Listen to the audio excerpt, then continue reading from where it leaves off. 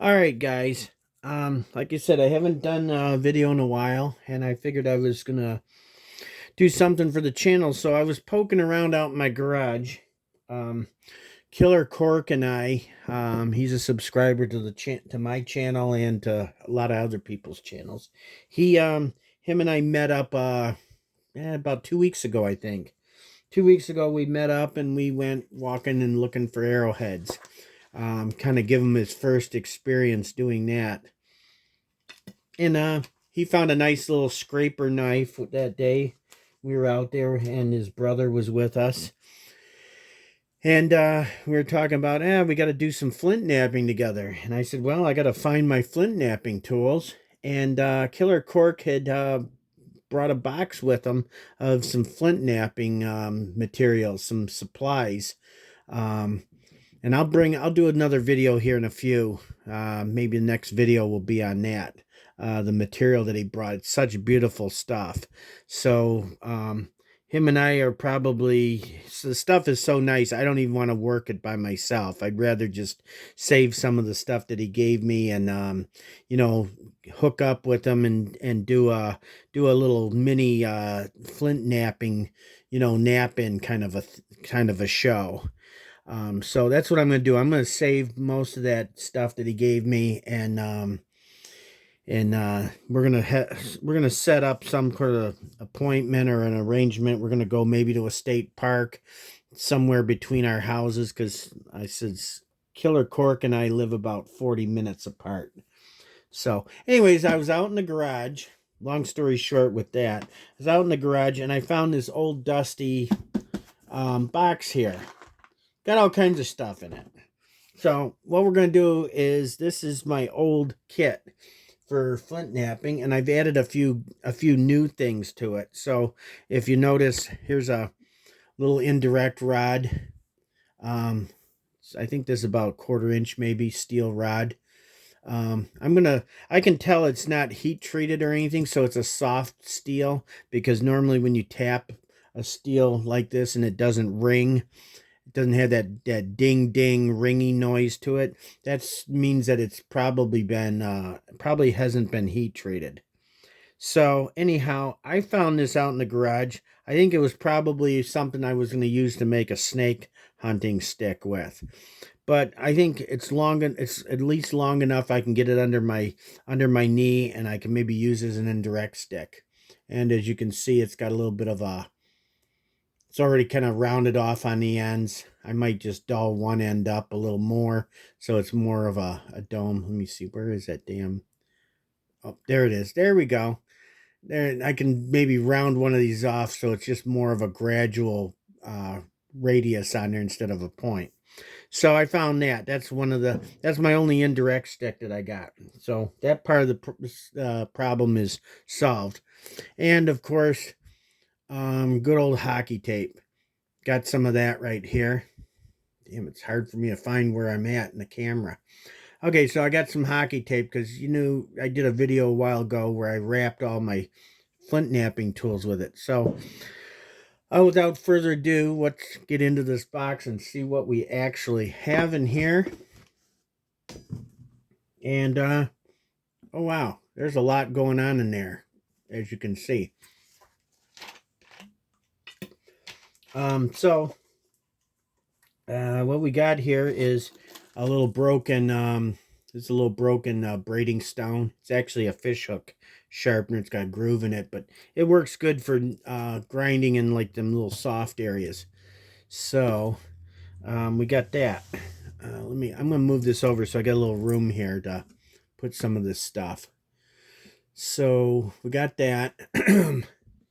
And I got another braiding stone here. This is just a white. I'm not even sure where I got this sucker at, but it's pretty good braiding stone. Got that also. Okay, yeah, I guess since I can't see it in the viewfinder, I know where it's at. So here's another braiding stone. See, it kind of tapers down. It's fat here. This is a nice stone for getting into notches or tight little areas. Any of these two other little guys like that are good for that. And moving right along, I do have a couple of, let me see here. I got a couple of antler punches and little billets. These are all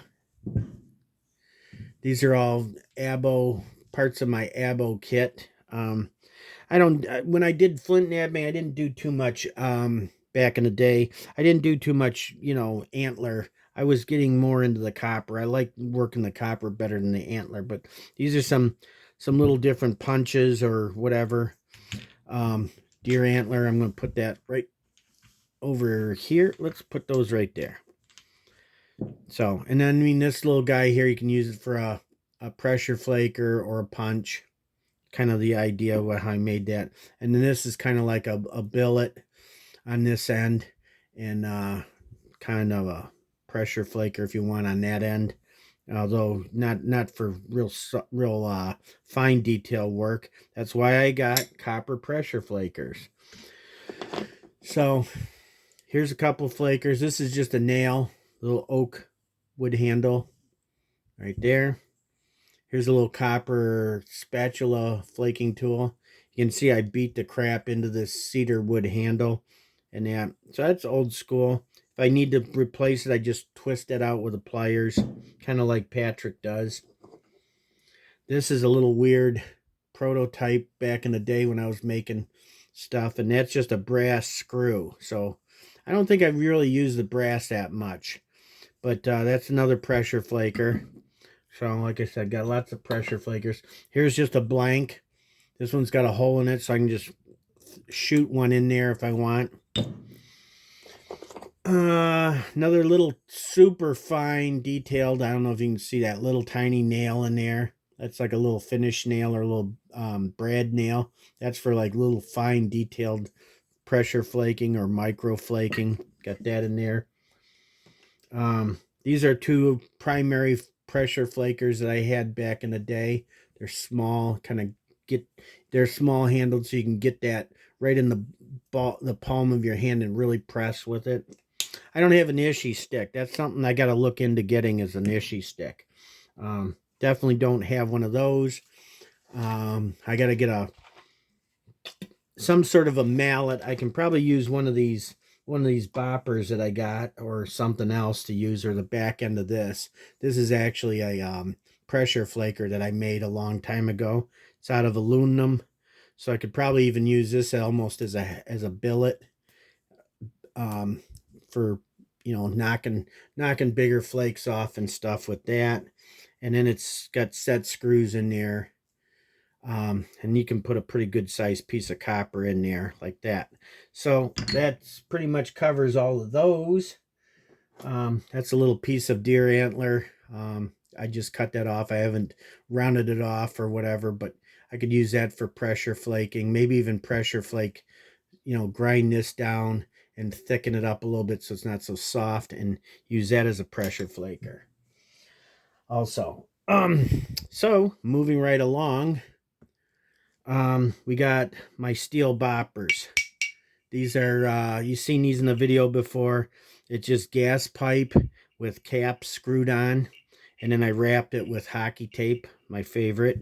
And the nice thing about these, and I'm going to do that if I find any, but I can put my copper pieces for my pressure flakers, I can store that inside the handles of these boppers.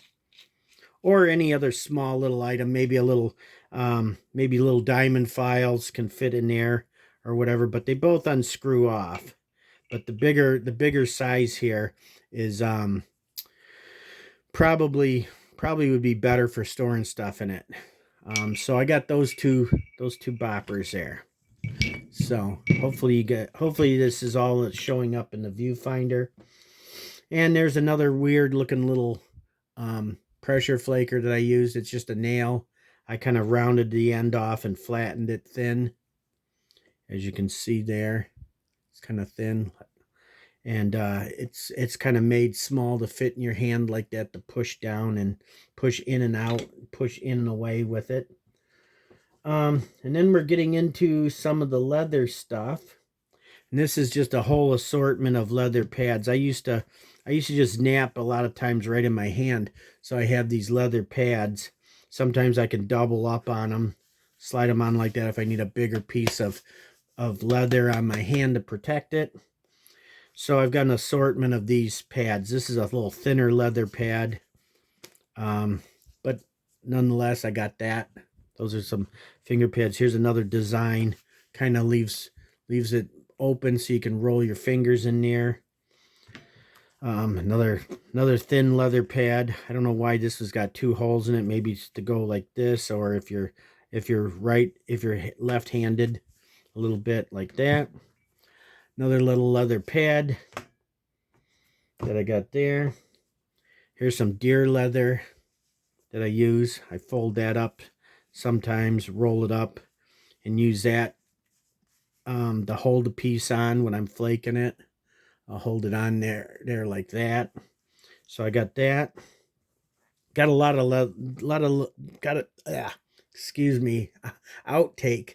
I've got a lot of deer leather hides. I somehow happened to come across about 9 deer hides, whole complete deer hides, and those the better quality ones I'm saving, because at some point in time I would like to make a deer skin, buckskin shirt. So I'll be doing that maybe someday. That's a project. Here's some more leather, deer leather. Like I said, I got a lot of it. This is just scrap pieces. And there's more leather, more random pieces of leather in here that I use on for knee pads or whatever. In there, let's get all this leather out of there. Here's a pair of leather gloves that I used to use back in the day. I think this is goat leather. It's not real soft. It's got some thickness to it. So anyhow, I got that. Here's some more leather pads. Some of these got to be thrown out. And I'll show you why this one's all ratty with these holes in it. It's show you one of the things I used to do back in the day. If I can find it in here. Oh, I can find it. This is a pink rubber eraser. Sometimes you can get these in different sizes. But what I used to do back in the day is I used to get a piece of leather, wrap this all up. This one's real ratty and nasty looking, but I used to use that like as a pad for flint knapping with, to hold it in my hand with. Probably still do that idea. That piece of leather's getting thrown out.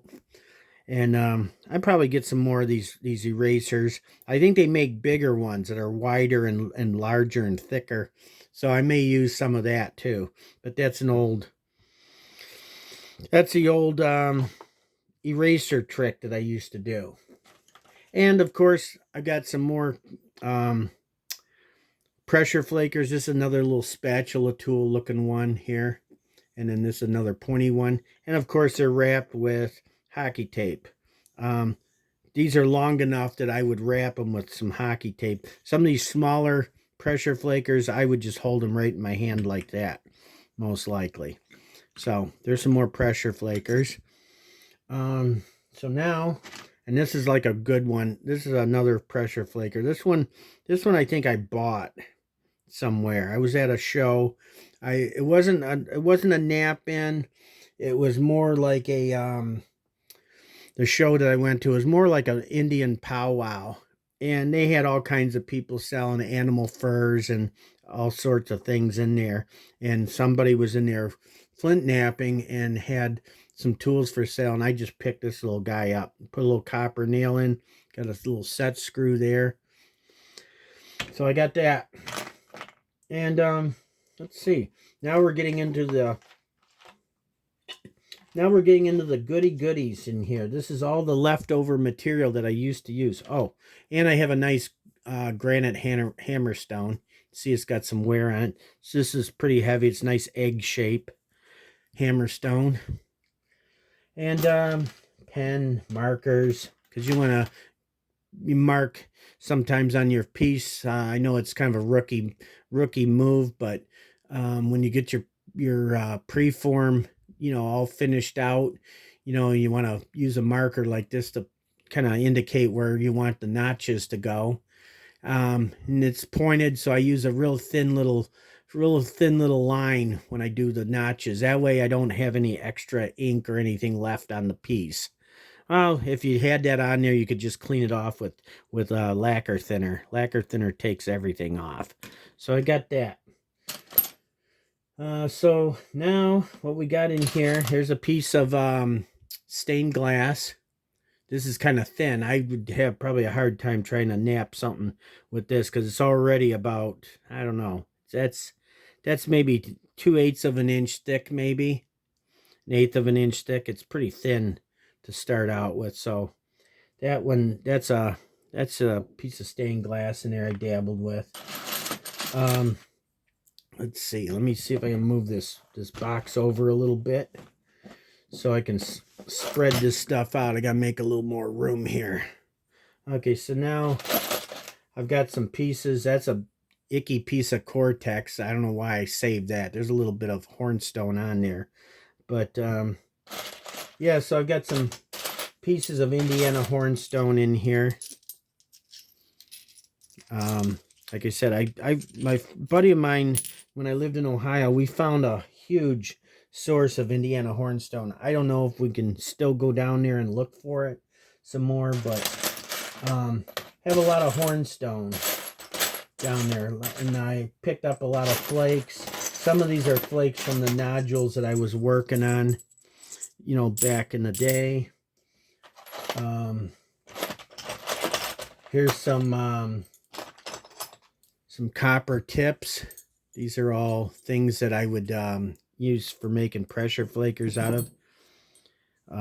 This one's nice. It's got a real nice spatula looking tip on it, and that was made to go with this, so I can switch these out on this pressure flaker. So I got that. Oh, cheap way to get some braiding stones that I found and used. And I got some black ones somewhere, but this is just lava rock. You go to the landscape center, buy a bag, you know, like a, I don't know, 20-pound bag of volcanic pumice stone like this, and this works really good for an braiding stone. You can see I've used this a lot. Used it a lot because it's got the grooves in there in different places. But yeah, it's a good braiding stone also as well. And you can get a bag like that fairly cheap, and you've got a whole bunch of them. You probably can't use all of the pumice stones in there in the landscape bag, but you just pick out the bigger pieces like this. Work for that. We got this is a day sight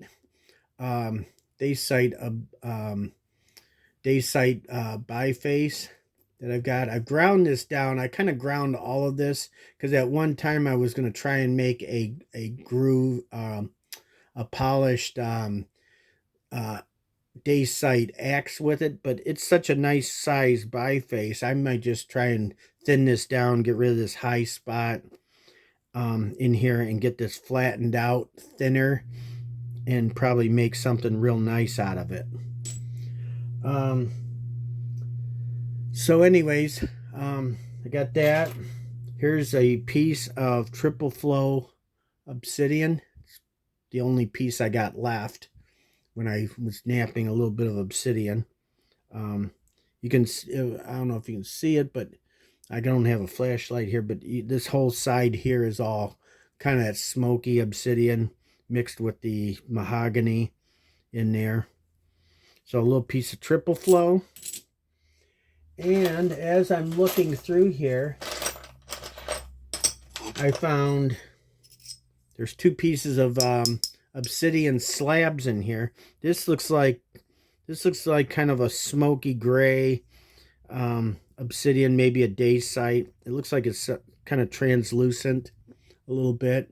It's very thin though. So I got an idea for this, and this is another slab of obsidian. This is Burns green. This is gonna have a greenish hue to it. I think I only worked one other piece of this stuff before, and it's kind of beautiful, and I'm thinking of if I can get these thinned down to preforms, I'm going to try and make something like an Ishi point style point out of these as kind of a tribute to Ishi, who is the he's the inspiration for all of us in knapping, because if you know the story about Ishi, he was a Native American that was found out in the wild, or wandered into a town or something out in California, and he was probably the last Native American to actually flint knap and actually hunt with his points. I know there's a lot of Native Americans today all over the country that do take up flint knapping.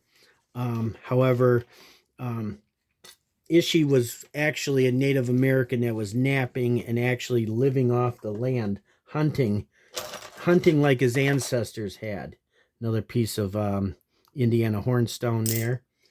And I'm also looking through here. There's a lot of random miscellaneous little flakes and stuff in here. But I'm noticing that I've got these pieces of heat-treated Brazilian agate. And this is what I used to make all my hunting, a lot of my hunting points out of for when I was traditionally archery hunting, was Brazilian agate. So got some of those. And as I'm looking through here, I've got some more Brazilian agate. Actually, I've got a lot of Brazilian agate. I didn't know I had that. Come on in. Somebody's at the back door. I'm busy filming here, so I'm probably gonna get yelled at. But yeah, so I got some more Brazilian agate slabs. I got a whole bunch of these. I think this was from my last set of slabs that I had ordered for making a set of arrowheads, and I think, if I remember, there's about 14 pieces here. So I figured at least I could get 6 hunting heads out of these. You know, even if I broke half of them, I'd still get about 6 heads. So those are some more slabs of that Brazilian agate. Here's a little piece of Flint Ridge material. And I tried flaking on this. I'm not even sure if this is heat treated or not. It's really tough. I mean, it was hard for me to try and push a couple flakes off of it.